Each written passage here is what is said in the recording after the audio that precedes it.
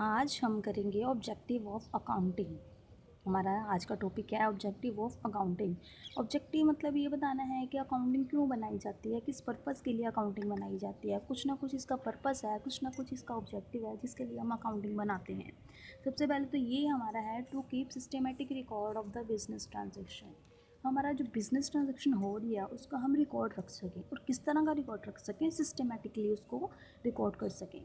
इसको देखेंगे आगे। Complete record of the business transaction help to avoid the possibility of the omission and fraud. अगर हमने complete record रखा होगा, जितनी भी हमने बिजनेस ट्रांजेक्शन की है उनका हमने कंप्लीट रिकॉर्ड रखा होगा, तो इससे हमें किस चीज़ में हेल्प होगी? जो भी ओमिशंस हो रही हैं, ओमिशंस क्या होता है? किसी चीज़ को, किसी एंट्री को नहीं करते हम, ठीक है। जो फ्रॉड हो रहे हैं हमारे, उसको हम बचाने के लिए अगर हमारे पास कंप्लीट रिकॉर्ड होगा, सिस्टमेटिकली रिकॉर्ड होगा, तो हम क्या करेंगे, हमारे किस चीज़ में हेल्पफुल होगा वो, कि फ्रॉड वगैरह नहीं हो सकेगा हमारी अकाउंटिंग में। नेक्स्ट है टू कैलकुलेट प्रॉफिट और लॉस। कैलकुलेट प्रॉफिट और लॉस। अगर हमारे पास अकाउंटिंग नहीं होगी तो हम प्रॉफिट और लॉस कैसे कैलकुलेट करेंगे? एक ये भी हमारा ऑब्जेक्टिव है कि अगर हमने प्रॉफिट एंड लॉस कैलकुलेट करना है तो उसके लिए हमारा अकाउंटिंग होना बहुत ज़रूरी है। This is the main objective of the accounting. यही तो मेन ऑब्जेक्टिव है अकाउंटिंग का, कि ये हमने पता करना है कि हमें पूरे साल में कितना प्रॉफिट हो रहा है और कितना लॉस हो रहा है। Is to find out the net profit earn और लॉस सफ़र्ड। जितना नेट प्रॉफिट अर्न किया है और कितना लॉस हमें सफ़र हुआ है ड्यूरिंग अ पर्टिकुलर पीरियड। पूरे साल में जितना भी हमें पीरियड दिया है उसमें हमें कितना प्रॉफिट हुआ है, कितना लॉस हुआ है। Trading and profit and loss account is prepared at the end of the period, accounting period. इसके लिए हमें क्या करना पड़ता है? प्रॉफिट एंड लॉस अकाउंट बनाने के लिए एक ट्रेडिंग और ट्रेडिंग अकाउंट बनाना पड़ता है, प्रॉफिट एंड लॉस अकाउंट बनाना पड़ता है। कब बनाते हैं? At the end of the accounting period. जितना भी हमारा, जैसे एक साल का पीरियड है तो एट द एंड ऑफ, पूरे साल के एंड में जो भी हम कौन सा अकाउंट बनाएंगे, trading and profit and loss account वो बनाएंगे, ताकि हमें पता लग सके कि इनका प्रॉफिट कितना आ रहा है या फिर लॉस कितना सफ़र हो रहा है। नेक्स्ट है to ascertain the financial position of the business.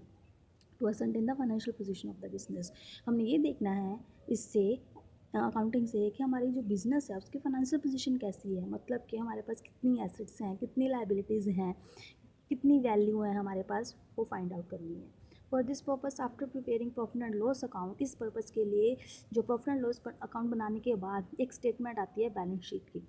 Trading account बनाने के बाद, प्रॉफिट एंड लॉस अकाउंट बनाने के बाद एक और स्टेटमेंट बनाई जाती है, उसको हम बोलते हैं बैलेंस शीट।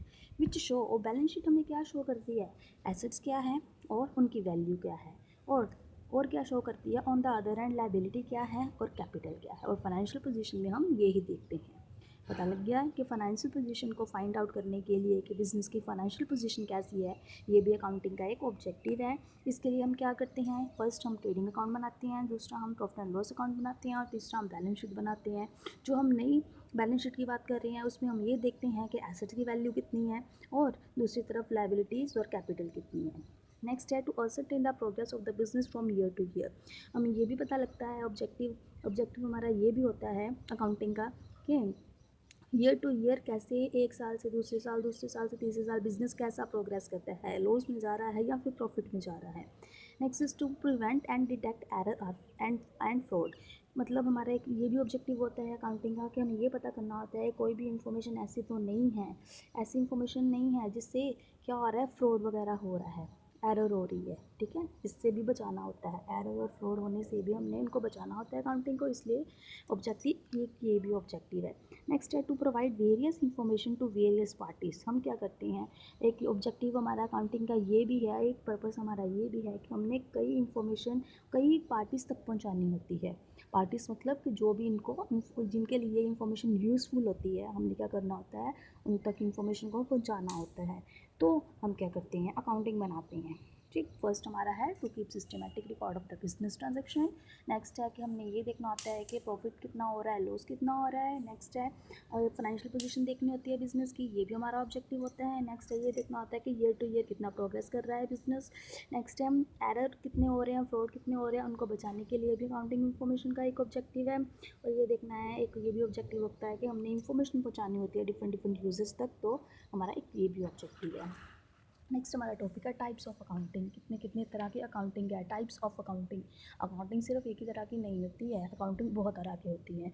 इसमें कौन कौन सी अकाउंटिंग आ जाती है?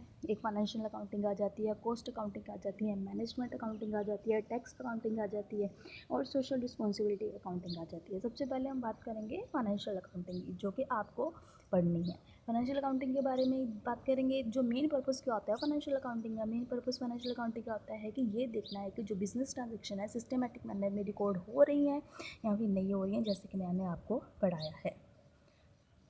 तो अकाउंटिंग पीरियड, इसके लिए हम क्या करते हैं, या तो ट्रेडिंग, इसके लिए क्या करते हैं, ट्रेडिंग अकाउंट बनाते हैं, प्रॉफिट एंड लॉस अकाउंट बनाते हैं और बैलेंस शीट बनाते हैं। यही जो हमने अभी तक किया है। नेक्स्ट हमारा है कॉस्ट अकाउंटिंग। कॉस्ट अकाउंटिंग में क्या देखा जाता है? मेन पर्पस जो कॉस्ट अकाउंटिंग का ये होता है कि हमें ये फाइंड आउट करना होता है कि टोटल कॉस्ट कितनी पड़ रही है किसी भी प्रोडक्ट की, और पर यूनिट कॉस्ट कितनी पड़ रही है किसी भी गुड्स और प्रोडक्ट की जो भी बिजनेस प्रोड्यूस करता है। कॉस्ट में सिर्फ कॉस्ट को देखा जाता है, टोटल कॉस्ट कितनी पड़ रही है और पर यूनिट कॉस्ट कितनी पड़ रही है। जो भी बिजनेस है जो गुड्स प्रोड्यूस कर रहे हैं, जो भी सामान, जो भी कमोडिटीज़ प्रोड्यूस कर रहे हैं। नेक्स्ट है मैनेजमेंट अकाउंटिंग। मैनेजमेंट अकाउंटिंग में हम क्या देखते हैं, जो मेन पर्पस होता है मैनेजमेंट अकाउंटिंग का, main purpose of the management accounting is to present the accounting information in such a way as to assist the management in planning and controlling the operation of the business। जो management accounting है उसका main purpose क्या होता है, हमने information को इस तरह से प्रेजेंट करना, इन सच ए वे, इस तरह से प्रेजेंट करना कि जो मैनेजमेंट है वो प्लानिंग अच्छी तरह से कर सके, कंट्रोलिंग अच्छी तरह से कर सके, जो भी ऑपरेशन है बिजनेस के उनको अच्छी तरह से कर सके। नेक्स्ट है टैक्स अकाउंटिंग। टैक्स अकाउंटिंग का क्या हमारा है, जो ब्रांच होती है टैक्स अकाउंटिंग की, उसके लिए भी जो टैक्स अथॉरिटीज़ होते हैं उसके लिए भी अकाउंटिंग की ज़रूरत होती है। उन्होंने देखना होता है कि कोई भी बिज़नेस अगर प्रॉफिट कर रही है या लॉस कर रही है तो उसको वो कितना टैक्स लगाएगी, तो उनके लिए भी अकाउंटिंग इन्फॉर्मेशन ज़रूरी होती है। तो branch of accounting which is used for the tax purpose is called tax accounting. Income tax and GST computed on the base of the accounting.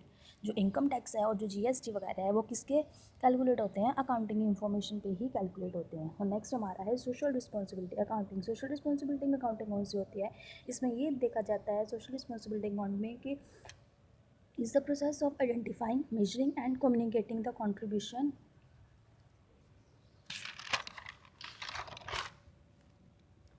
Business to the society. मतलब कि ये देखना है कि जो भी इंफॉर्मेशन हम सोसाइटी को प्रोवाइड कर रहे हैं वो यूज़फुल होनी चाहिए सोसाइटी के लिए। जो कंट्रीब्यूशन कितना है बिज़नेस का सोसाइटी के लिए, कंट्रीब्यूशन बिज़नेस का कितना है सोसाइटी के लिए, मतलब उसके थ्रू कितनी एम्प्लॉयमेंट जा रही है, फाइनेंशियल और मैन पावर कितनी सपोर्ट कर रहा है बिज़नेस, इन्वायरमेंट और कंट्रीब्यूशन कितना है बिज़नेस का सोसाइटी के लिए, कस्टमर सेटिस्फेक्शन कितने दे रहे हैं। तो ये हमारी होगी सोशल रिस्पॉन्सिबिलिटी अकाउंटिंग। तो बेटा आपको अकाउंटिंग के डिफरेंट डिफरेंट ब्रांचेस पता लग गई हैं। उसमें फर्स्ट है फाइनेंशियल अकाउंटिंग, सेकंड है कॉस्ट अकाउंटिंग, थर्ड है मैनेजमेंट अकाउंटिंग, नेक्स्ट है टैक्स अकाउंटिंग और लास्ट वाला है सोशल रिस्पॉन्सिबिलिटी अकाउंटिंग। बस बच्चा आज के लिए इतना है।